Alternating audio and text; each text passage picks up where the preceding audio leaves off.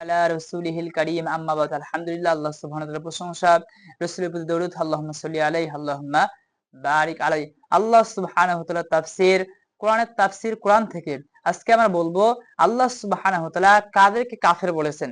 আমরা কেউ কাফের হতে চাই না, আমরা সবাই মুসলিম, মুত্তাকি, মুমিন হতে চাই। আমরা সবাই আল্লাহর জান্নাত পেতে চাই। আমরা জানি যারা কাফের মুশরিক তারা জান্নাতে প্রবেশ করতে পারবে না।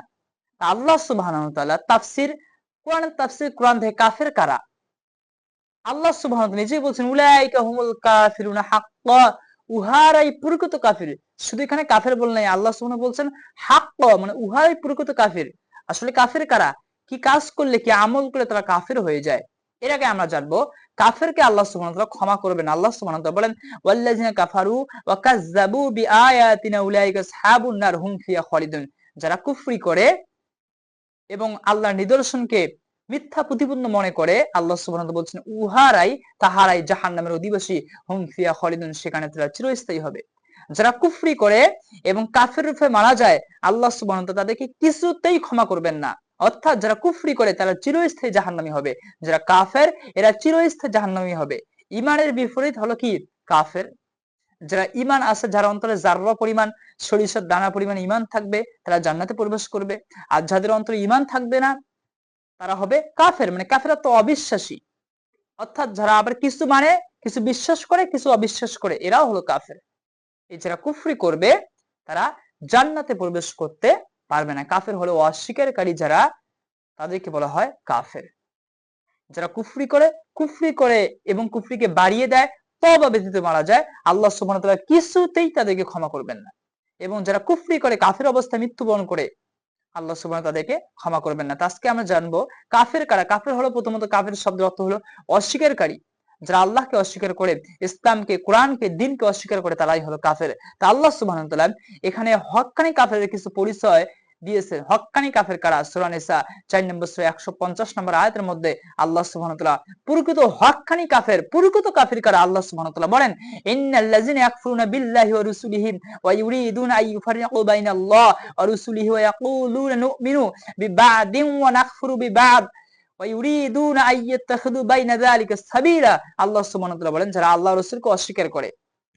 কাফের কারা? কাফেরের পরিচয় আমরা দিতেছি আল্লাহ তাআলার তাফসীরে। আল্লাহ তাআলা কাদেরকে কাফের বলছেন? যারা আল্লাহ রাসূলকে অস্বীকার করে, আল্লাহ রাসূলের মাঝে পার্থক্য সৃষ্টি করে এবং তারা বলে আমরা কিছু বিশ্বাস করি, কিছু অবিশ্বাস করি, কিছু মানি আর কিছু মানি না। অর্থাৎ তারা ঈমান ও কুফরের মাঝামাঝি একটা পথ অবলম্বন করতে চায়। কুফর ও ঈমানের মাঝামাঝি পথ তারা একটা অবলম্বন করতে চায়। আল্লাহ সুবহানাহু ওয়া তাআলা বলেন উলাইকা হুমুল কাফিরুনা হাক্কা, তাহারাই, উহারাই হলো প্রকৃত কাফির। তা আমরা কোরআন দিয়ে কোরআন তাফসীর করলাম, অর্থাৎ আল্লাহ তাআলার তাফসীর, যে আল্লাহ সুবহানাহু ওয়া তাআলা কাদেরকে কাফির বলছেন। প্রথমত যারা আল্লাহ রাসূলকে অস্বীকার করে, আল্লাহ রাসূলকে অস্বীকার করে, তারা কিছু মানে আর কিছু মানে না, মাঝামাঝি একটা পথ, মাঝামাঝি একটা পথ কি করতে চায়? অবলম্বন করতে চায়। আল্লাহ পাক বলতেছেন উহারাই, তাহারাই হলো প্রকৃত কাফির। আল্লাহ সুবহানাহু ওয়া তাআলা তাদেরকে কি বলছেন? যে উহারাই, তাহারাই হলো প্রকৃত কাফির। এজন্য কখনো আমরা কুফরি করা যাবে না। কিছু মানবো আর কিছু মানবো না, তাহলে আমরা ইমানদার হতে পারবো না। প্রথমত আল্লাহ রাসূলকে যারা মানেই না, অস্বীকার করে, তারা কাফির, কাফের চিরস্থায়ী জাহান্নামী হবে। আর যারা কিছু মানে কিছু মানে না, বিষয়টা কিরকম? কিছু মানে আর কিছু মানে না। যেমন আমরা সালাত, সিয়াম, হজ দেখালে আমাদের কোনো সমস্যা নাই। আমরা আসমানের উপরের কথা, জমিনের নিচের কথা বলতে কোনো সমস্যা নেই। কিন্তু যখন বলা হয় এই কোরআন দিয়ে রাষ্ট্র, সমাজ, দেশ পরিচালনা করতে হবে, তখন তারা দেখা যায় কিছু মানে আর কিছু মানে না। সালাতের কথা বলবেন, কোনো সমস্যা নাই। সালাত যেমন, সিয়ামের কথা বলবেন, জান্নাত জাহান্নাম আখিরাতের কথা বলবেন, কোনো সমস্যা নাই। কিন্তু যখন বলা হয় যে কোরআন দিয়ে রাষ্ট্র পরিচালনা করতে হবে, তখন দেখা যায় তারা কিছু মানে আর কিছু মানে না। তখন তারা বলে যে এগুলো হলো মধ্যযুগীয় বর্বর আইন, নাউজুবিল্লাহ। যখন বলা হয় যে আল্লাহ সুবহানাহু ওয়া তাআলা আদেশ দিয়েছেন, চোরের বিধান দিয়েছেন, বেবিচার করলে তার শাস্তি আল্লাহ তাআলা বিধান দিয়েছেন করার মধ্যে, তখন তারা বলে যে এগুলো হলো মধ্যযুগীয় বর্বর আইন, নাউজুবিল্লাহ। এই আইনগুলোকে তারা মানে না। তা আল্লাহ তাআলা বলছেন যে তারা কিছু মানে আর কিছু মানে না। যারা এরকম করবে এরা হলো প্রকৃত কাফির, এরা হলো হক্কানি কাফির। আজকে আমরা দেখি, দেখা যায় তাদের মধ্যে অনেকে থাকে যারা সালাত আদায় করে, সিয়াম রাখে, এমনকি তারা হজ যায়, তাহাজ্জুদ পড়ে, এমনও কথা শোনা যায় তারা কোরআন তিলাওয়াত করে, তাহাজ্জুদ করে, তাদের যারা ক্ষমতাশীল দায়িত্বের মধ্যে আছে। কিন্তু কোরআন সুন্নাহ দিয়ে তারা রাষ্ট্র পরিচালনা করে না। যখন কোরআনের কথা বলা হয় যে কোরআন দিয়ে সমাজ রাষ্ট্র পরিচালনা করতে হবে, আল্লাহ তাআলা আইন দিয়েছেন, আল্লাহ বিধান দিয়েছেন, যখন আমি তাদেরকে ক্ষমতা দেই মুমিনদেরকে 4টি কাজ করবে, সালাত কায়েম করবে, যাকাত প্রদান করবে, দেখা যায় তারা সালাত কায়েম করে না। রাষ্ট্রীয়ভাবে সালাত কায়েম নাই আমাদের দেশে। যাকাত যে প্রত্যেককে দিতেই হবে, আবু বকর সিদ্দিক রাদিয়াল্লাহু তাআলা আনহু যারা যাকাত দিতে অস্বীকার করেছিল তাদের বিরুদ্ধে তিনি জব্দের ঘোষণা করেছেন। আজকে আমাদের দেশে আছে নাই? সৎ কাজে যত ভালো কাজ আছে সমস্ত সৎ কাজে আদেশ করতে হবে, যত খারাপ কাজ সবগুলো কি করতে হবে? নিষেধ করতে হবে। এখন আমাদের দেশে আমরা দেখতে পাই যারা ভালো কাজ করে, সৎ কাজ করে, সেগুলো উল্টা আর কি করা হয়? নিষেধ করা হয়। কিরকম নিষেধ করা হয়? যেমন এমন কথা বলা হয় যে এই যুগে হিজাব, হাত মোজা, পা মোজা পরে থাকার কোনো প্রয়োজন হয় না। এত আধুনিক যুগ, এই যুগে হাত মোজা, পা মোজা, বোরকা পরা কি হয় না? প্রয়োজন হয় না। এরকম সৎ কাজের, এরকম অনেক ভালো ভালো কাজের কি করা হয়? যেখানে নিষেধ করা হয়, যেখানে দাড়ি টুপিকে নিয়ে ঠাট্টা বিদ্রুপ এমন কি করা হয়, দাড়ি টুপি দেখলে তাদেরকে জঙ্গি বলা হয়। এই সৎ কাজ তো আদেশ করা দূরের কথা, সৎ কাজের নিষেধ করা হয়। এবং যত অশ্লীল কাজ, হারাম কাজ যেগুলো নিষেধ করতে হবে, দেখা যায় সেই অশ্লীল কাজগুলো তারা আদেশ দেয়। আল্লাহ সুবহানাহু ওয়া তাআলা জেনা ব্যভিচার প্রতিদিন হারাম করে দিয়েছেন, বর্তমান তারা কি করে? আল্লাহর হারামকে লাইসেন্স দিয়ে তারা বৈধ করে দেয়। সুদকে আল্লাহ হারাম করে দিয়েছেন, এরা বৈধ করে দেয়। পতিতলায় মদ, জুয়া, লটারি যেগুলো আল্লাহ সুবহানাহু ওয়া তাআলা হারাম করেছেন, বর্তমান শাসকগুলো কি করে? এই আল্লাহর হারামকে এগুলো হালাল করতেছে, আবার আল্লাহ আদেশকে তারা কি করতেছে? বাতিল করতেছে, আর বলতেছে মধ্যযুগে বরাবর আইন। এই আধুনিক যুগে, এই সময় আধুনিক বাংলাদেশ এগুলো আইন চলতে পারে না। তা আল্লাহ সুবহানাহু ওয়া তাআলা সেটাই বলছেন, যারা কিছু বিশ্বাস করে আর কিছুকে অবিশ্বাস করে, আল্লাহ সুবহানাহু ওয়া তাআলা বলছেন নুমিনু বিবাদিন ওয়া নাকফুরু বিবাদ, যারা কিছু মানে কিছু মানে না, মাঝামাঝি একটা পথ অবলম্বন করতে চায়, উলাইকা হুমুল কাফিরুন হাক্কান, তাহারাই হলো প্রকৃত কাফির। রাষ্ট্রীয়ভাবে তারা কি হয়ে আছে? তারা কাফের হয়েছে। আল্লাহ সুবহানাহু ওয়া তাআলা আরো বলেন আমাল্লাম ইয়াহকুম বিমা আনজালাল্লাহু ফাউলাইকা হুমুল কাফিরুন, আল্লাহ যা নাজিল করেছেন, আল্লাহ নাজিলকৃত বিধান দিয়ে যারা কি করে না? ফায়সালা করে না, বিচার পরিচালনা করে না, আল্লাহ বললেন তাহারাই হলো কাফের। ফাউলাইকা হুমুল কাফিরুন, তাহারাই কাফের। এরপর আল্লাহ সুবহানাহু ওয়া তাআলা আরো বলতেছেন কুল আবিল্লাহি ওয়া আয়াতিহি ওয়া রাসূলিহি কুনতুম তাস্তাহজিউন লা তা'তাযিরু ক্বাদ কাফারতুম বা'দা ঈমানিকুম। আল্লাহ সুবহানাহু ওয়া তাআলা বলেন, যারা আল্লাহকে নিয়ে, আল্লাহর নিদর্শনকে নিয়ে, রাসূলকে নিয়ে হাসি তামাশা করে, ঠাট্টা বিদ্রূপ করে, আল্লাহ সুবহানাহু ওয়া তাআলা বলতেছেন ক্বাদ কাফারতুম বা'দা ঈমানিকুম, এরা ঈমান আনার পরে এরা কাফের হয়ে যায়। মানে নাউজুবিল্লাহ। কে বলছে? কোন মুফতির ফতোয়া, কোন শায়েখের ফতোয়া? আল্লাহ সুবহানাহু নিজেই বললেন ওয়াজ কাফারতুম বা'দা ঈমানিকুম, এরা ঈমান আনার পর এরা কাফের হয়ে যায়, এরা কুফরি করে।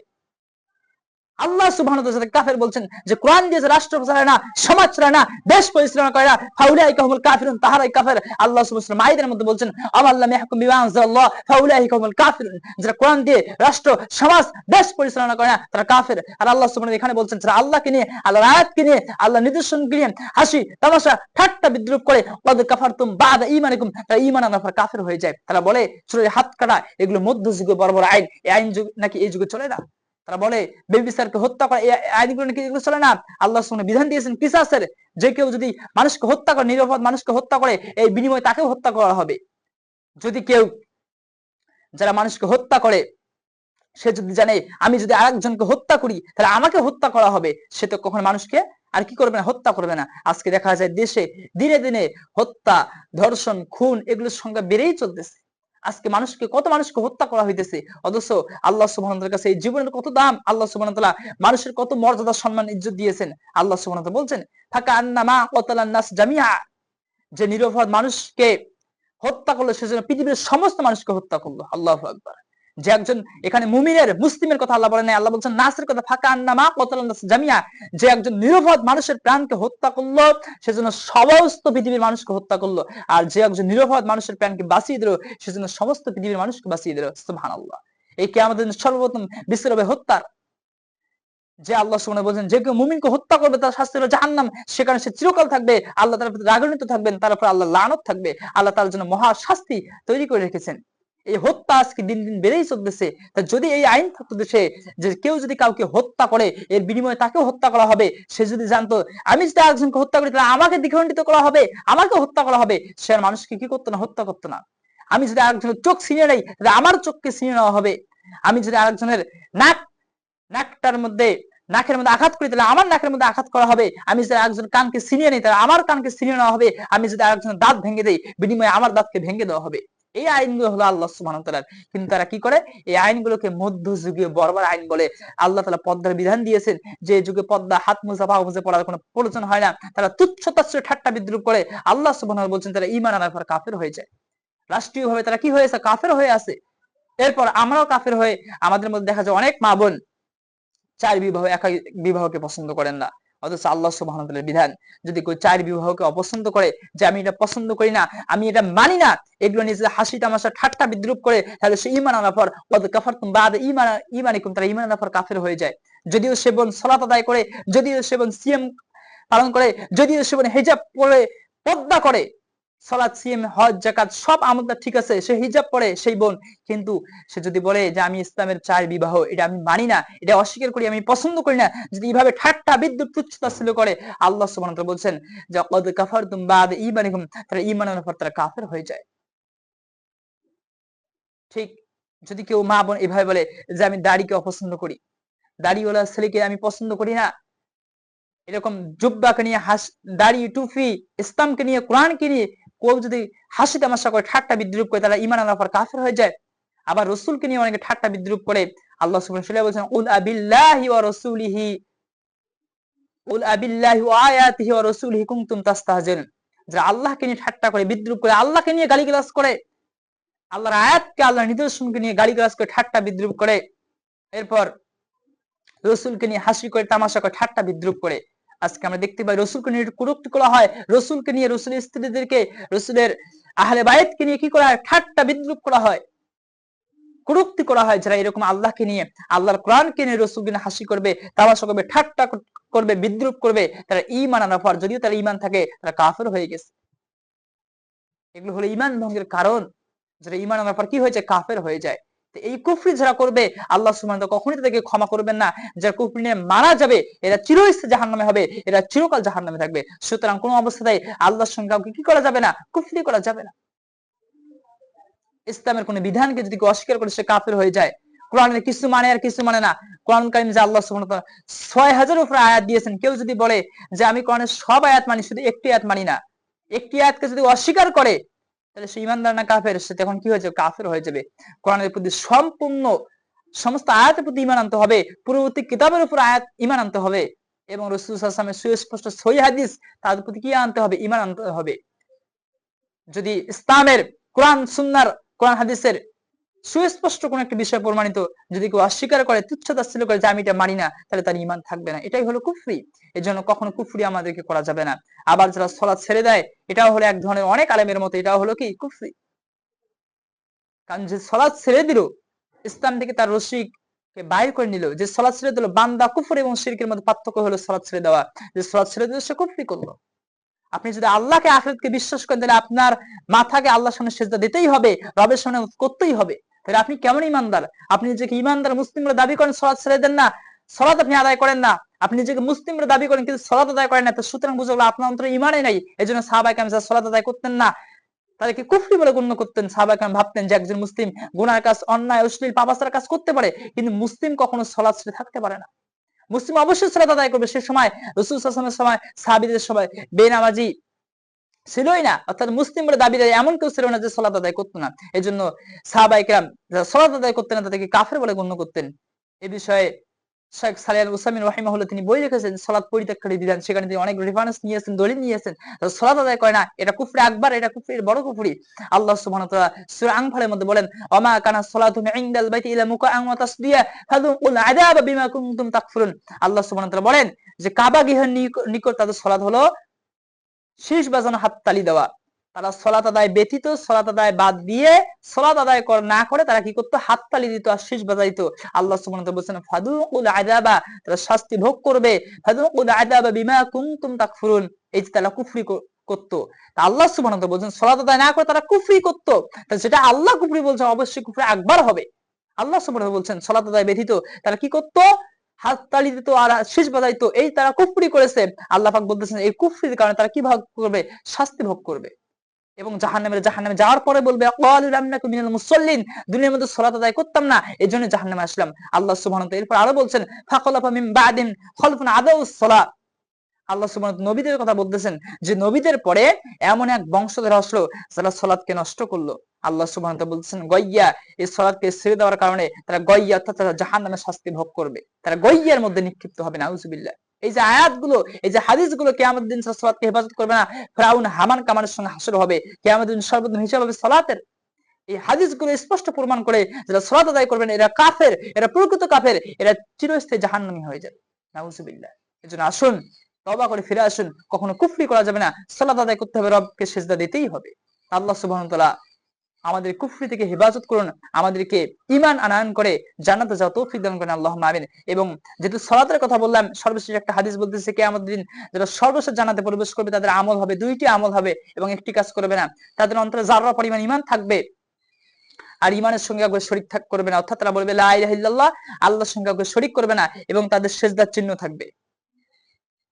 ফেরেশতা যখন জাহান্নামে যাবে, যাওয়ার পর কাদের অন্তত সরিষার দানা পরিমাণ পরিমাণ ঈমান আছে, যার পরিমাণ ফেরেশতা চিনবে না, ফেরেশতা তাদেরকে চিনবে, তারা বলবে লা ইলাহা ইল্লাল্লাহ, আল্লাহর সঙ্গে কাউকে শরীক করবে না, এবং তাদের সিজদার চিহ্ন থাকবে। সিজদার চিহ্ন ব্যতীত আদম সন্তানের সমস্ত অঙ্গ প্রত্যঙ্গ জাহান্নামের আগুন জ্বলে যাবে। আর সিজদার চিহ্ন ভক্ষণ করে আল্লাহ সুবহানাহু ওয়া তাআলা জাহান্নামীদের জন্য হারাম করে দিয়েছেন। আর সিজদার চিহ্ন দেখে দেখে ফেরেশতা চিনবে। সহিহুল বুখারীর হাদিস, সহিহ হাদিস, রাসূল সাল্লাল্লাহু আলাইহি ওয়াসাল্লাম বলেছেন যে সিজদার চিহ্ন দেখে দেখে ফেরেশতা তাদেরকে চিনবে যে এদের অন্তরে ঈমান আছে, এরপর তাদেরকে জাহান্নাম থেকে বাইর করবেন। বলেন সুবহানাল্লাহি ওয়া বিহামদিহি। আল্লাহ সুবহানাহু ওয়া তাআলা এরপর বিচারকে সমাপ্ত করে দিবেন, এরপর পৃথিবীর কোনো মানুষ জান্নাতে যেতে পারবে না। সহিহ হাদিস, সহিহ বুখারীর হাদিস। তাহলে চিন্তা করেন, সর্বশেষ যারা জান্নাতে প্রবেশ করবে তাদের আমল হবে লা ইলাহা ইল্লাল্লাহ, আল্লাহর সঙ্গে কাউকে শরীক করবে না, আর সিজদার চিহ্ন তাদের থাকবে। এবার আমাকে বলুন, সালাত আদায় ব্যতীত কি সিজদার চিহ্ন হয়? রাসূল সাল্লাল্লাহু আলাইহি ওয়াসাল্লাম তিনবার বলছেন সুজুদের কথা, সিজদার চিহ্নের কথা বলছেন যে সিজদার চিহ্ন ব্যতীত বনি আদম সন্তানের সমস্ত অঙ্গ প্রত্যঙ্গ জ্বলে যাবে। আর সিজদার চিহ্ন জাহান্নামের আগুন ভক্ষণ করে আল্লাহ তাআলা হারাম করে দিয়েছেন। আর সিজদার চিহ্ন দেখে দেখে ফেরেশতা তাদেরকে চিনবেন। এই সিজদার চিহ্ন দেখে দেখে ফেরেশতা তাদেরকে জাহান্নাম থেকে বাইর করবেন। আমাদের যে সালাতের অবস্থা, আমরা উঠি আর বসি, সালাত আদায় করে আমাদের সিজদার চিহ্ন হয় না। যারা সালাত আদায় করে না, সিজদার চিহ্ন তাদের কোনো প্রশ্নই আসে না। সুতরাং সিজদা হলো সালাতের একটি রকন। যারা সালাত আদায় করে না, সিজদার চিহ্ন তাদের হবে না। আর সেই দিন জাহান্নামে, সেই দিন যাদের সিজদার চিহ্ন হবে না, তারা জান্নাতে প্রবেশ করতে পারবে না। আল্লাহ সুবহানাহু ওয়া তাআলা এরপর বিচারকে সমাপ্ত করে দিলেন, এরপর পৃথিবীর কোনো মানুষ জান্নাতে যেতে পারবে না। সুতরাং যদি আমরা সর্বশেষ জান্নাতে প্রবেশ করতে চাই, আমাদের ঈমান থাকা লাগবে এবং সালাত আদায় করতে হবে, রবকে সিজদা দিতেই হবে। এই সালাত আদায় ব্যতীত কিয়ামতের দিন সর্বশেষে আমরা জান্নাতে প্রবেশ করতে পারবো না। যদি তাই হইতো, তাহলে এই হাদিসের মধ্যে সিজদার চিহ্নের কথা আসতো না, যে শুধু যাদের অন্তরে ঈমান থাকবে তারাই জান্নাতে প্রবেশ করবে। এখানে সিজদার চিহ্নের কথা কোনো বলাই লাগতো না। হাদিসের মধ্যে স্পষ্ট আছে যাদের সিজদার চিহ্ন থাকবে, এরপর তাদেরকে বাইর করা হবে। এরপর কি করা হবে? আল্লাহ সুবহানাহু বিচারকে সমাপ্ত করে দিবেন। জান্নাতীরা জান্নাতে, জাহান্নামীরা জাহান্নামে। এরপর পৃথিবীর কোনো মানুষ জান্নাতে যেতে পারবে না। তা আল্লাহ সুবহানাহু ওয়া তাআলা এই কুফরি থেকে, এই শিরক থেকে আমাদেরকে, এই উম্মাহকে, এই জাতিকে বাঁচা তৌফিক দান করেন। আল্লাহুম্মা ইন্না নাউযু বিকা নুশরিকা বিকা ওয়া আনা আ'লামু আস্তাগফিরুকা লিমান আ'লাম। আল্লাহুম্মা ইন্না নাউযু বিকা মিনাল কুফরি ওয়াল ফাকরি। আল্লাহ সুবহানাহু ওয়া তাআলা আমাদের সবাইকে জান্নাতুল ফিরদাউস যাওয়ার মতো তৌফিক দান করেন। আল্লাহুম্মা আমিন।